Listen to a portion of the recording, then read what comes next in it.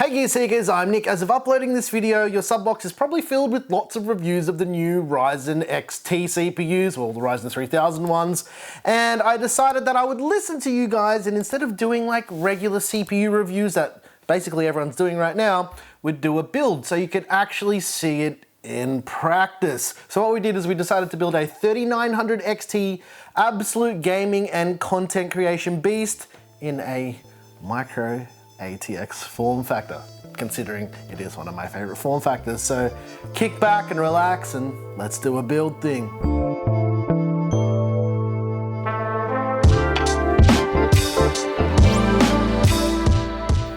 Alright ladies and gents, as usual with these builds are designed to give you ideas and inspire you to build beautiful PCs of your own.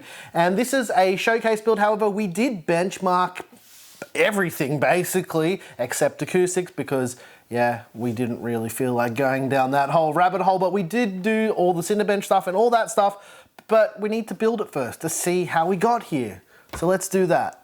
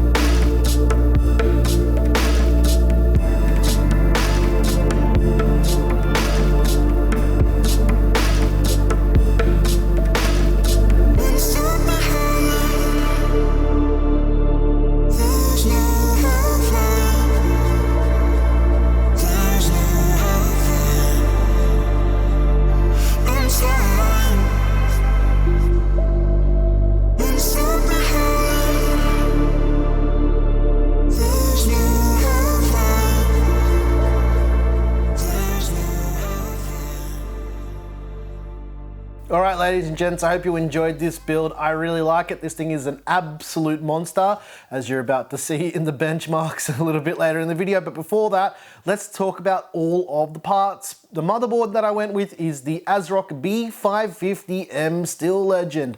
It's an MATX board. I like it. When I actually got it into the studio, when ASRock sent it through, I was like, this thing looks really interesting, and turns out it's really, really cool, and I like it. And I think I might do a permanent build with this a little bit later, but for now, yeah, it's just gonna be in this configuration. The CPU that we went with is the brand new Ryzen 9 3900 XT. It's a 12-core, 24-threaded beast that, as you're about to see, is, how can I say this nicely? It's very competitive. It's a very interesting CPU. The uplift between the 3900 and the 3900 XT isn't a lot. It's about 4 to 5%, but it's enough to take the performance crown, as you guys are about to see a little bit later on in the video. As for RAM, we went with 32 gigs of Antec Katana RAM at 3200 megahertz. For the lighting on the RAM, you would have noticed that I did like the 2 sticks lit up and the ones on the outside not illuminated.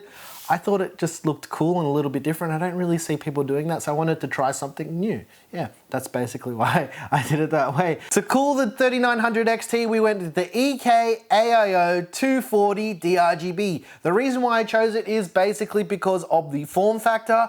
You can put 3 120mm fans on the front, however, a 360mm AIO won't fit because of the additional space at the top for the radiator and the hoses coming out. So I decided to go with this cooler because of all the testing we've done with it. I wasn't sure that it was going to be able to handle the task of actually cooling the 3900 XT. Turns out I was wrong, and it actually does really, really well. There's lots of reviews of this cooler out now, and as you've probably seen from those reviews, this is one of the best performing 240mm AIOs ever made. So yeah, it's really, really good, and it keeps the 3900 XT in check, well in check. For storage, we had to go PCIe Gen 4, so we went with the Seagate FireCuda 520. No real reason why I decided to choose it. It's because we just had one on the shelf, and I thought, you know what, PCIe Gen 4, B550, let's do it. It performs at its full speed. We actually did a review of that drive, of the Seagate drive, and you can see that it is a very interesting drive, and there's a link to that on the top right hand corner if you want to check that out in your own time. But do that later, don't do that now, we're not done yet, alright, we've still got more to talk about. You probably saw in the build section of the video that I put in a, a big power supply. The reason for it is basically because I can. It's the Cooler Master V1300 Platinum. It's a 1300 watt power supply. Completely overkill. You do not need a 1300 watt power supply for a build like this. I just wanted to put it in there because I wanted to see what it would be like if I put a massive power supply in this case, and this is purely for testing purposes only. It was so I could make some notes for some other builds we've got coming with the other one, the MB400, which is based on the same chassis as the NR400. Yeah, all the MATX cases are basically the same at the moment, which is why I didn't film the peel and a bunch of other stuff, because it wouldn't be that interesting. Obviously, I haven't spoken about the GPU yet, but I'm guessing you already know what it is.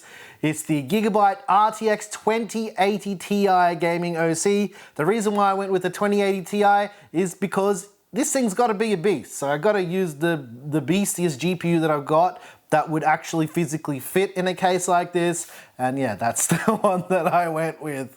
For cables, you would have noticed that we used some different cables to usual. They're actually a set of Cable Mod custom sleeved cables made from the ground up from Cable Mod. They were actually used in one of Simple Mod's builds. I think it was the Horizon Zero Dawn build, wasn't it, Claire? The Horizon Zero Dawn build. I put a link to Alex's video up there if you guys want to check it out. When he finished building that PC, I was like, dude, when you're done with that PC, I want those cables. And he was like, okay, you can have them. And I'm like, thank you, bro. Thank you for the cables. I like them.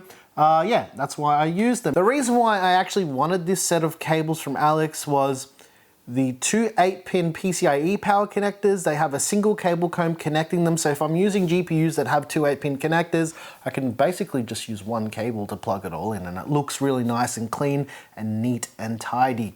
Okay, let's talk about the case. It's the Cooler Master MB311L ARGB. Now, we actually took a look at the 320L a few days ago. I don't actually know when this video is coming out, or well, when the other one came out, but like as for building and stuff, check out that video. I'll put that up there as well. It's basically exactly the same as that. The difference here is the mesh front. And as you're about to see in the thermal testing, it makes an absolute huge difference compared to that other closed front. Now for lighting and everything, I use the Cooler Master ARGB controller, the big one. Everything is configured in Master Plus. The lighting on the RAM I actually did in Gigabyte RGB Fusion because with RGB Fusion and some motherboards, even if they're not Gigabyte boards, you can actually configure the lighting on the RAM and stuff. And the reason why I even had RGB Fusion installed was to control the lighting on the GPU, and the RAM was detected, and I'm like, you know what? I'm just gonna do it in one program and not even use polychrome RGB. Don't you think that's pretty nifty, Claire? Yeah, you can just configure it in another RGB software and it works. Yeah, that's pretty cool. The lighting effect was done in Cooler Master Plus as well. I actually got someone tweeted at me about it yesterday asking how I did it, and they were like, oh, the Cooler Master software doesn't do it. It very much does do it. And I actually added one more EK-AIO D-RGB fan to the back. I wanted to like fill out that EK look inside. The reason why is because the EK fans are frosted, not like the Cooler Master ones. Like the front ones on these are frosted, they come standard, but the Cooler Master MF120Rs are not frosted. So yeah, it just gives it a nice, clean and concise look. I think I pretty much talked about absolutely everything in this build. But you know what? You guys are here to see some performance of the 3900 XT and this system absolutely destroying stuff. So let's run our regular suite of benchmarks and some extra benchmarks so you can see how this CPU stacks up against a bunch of new CPUs. Let's do it.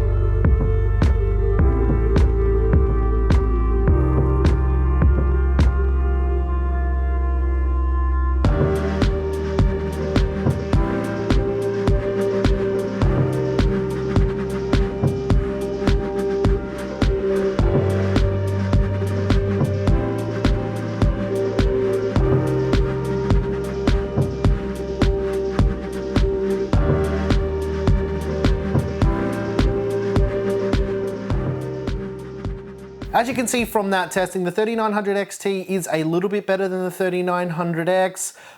It's a very, let's say, again, it's a very competitive CPU. I don't want to get into all the semantics with everything because what I'm actually doing is I'm doing a whole Linux benchmarking video coming really soon with the 3900 XT so we can see how it performs in real world situations. And yeah, I prefer to use Linux because it gives us a better understanding of how the CPU actually works. As you can see, the difference with thermals between all the panels and all the filters and the side panels and everything being off is pretty impressive. Like, it's not different between it all being on and off. And I did choose a pretty hot CPU and GPU to do this testing, and that was by design. I usually use the Radeon 7 for these type of tests because, you know, it's just like the hottest GPU on the face of the earth. It will basically melt any computer case that it's in. So I decided that I wouldn't go down that route with this build because it didn't really fit the whole look of it. And I wanted this to be a whole package. It's less about the case and it's all about this being a complete build. And yeah, and speaking of the build, if you guys want to know all of the parts, I'll do my darndest to put them all in a PC part picker list. That'll be down below in the description. And if you like this video and you like the music and all that stuff, I make all the music. There's a link to our Patreon. You can support the channel by hitting the join button or getting early access, not like videos like this, because this comes out when the CPU launches over on Floatplane. And if you like the video, hit that like button. Tell us what you hated about it. If you also hated it, hit that dislike button twice. I hear it does some really magical things. Once again, thank you so very much for watching. I'm your boy Nick with Gear Seekers. You peak, we seek. And we do have some more 3900 XT content coming. Unfortunately, we don't have the other XT CPUs. We only have the 3900 XT, but I suspect that will change very soon. I'm really interested in the 3600 XT and seeing how that stacks up against the 3600 and whether or not it's worth your extra pennies. But me saying this, by the time this video comes out, there's probably someone at launch already doing that comparison. So there goes my hopes and dreams. Are we done? I think so. Are we feeling sad yet? A little. It's all right. Now we've finished this video up, Claire. Time to film another one. Yeah. Should we tell them what it is? Yeah, why Who not? cares, right? They hang around to this part of the video. Why not? Antec P500A coming really soon. That's what's up. Thanks for watching. I hope my coffee's not cold now. Can I put coffee in the air fryer? I'm drinking it from an Intel mug in a AMD.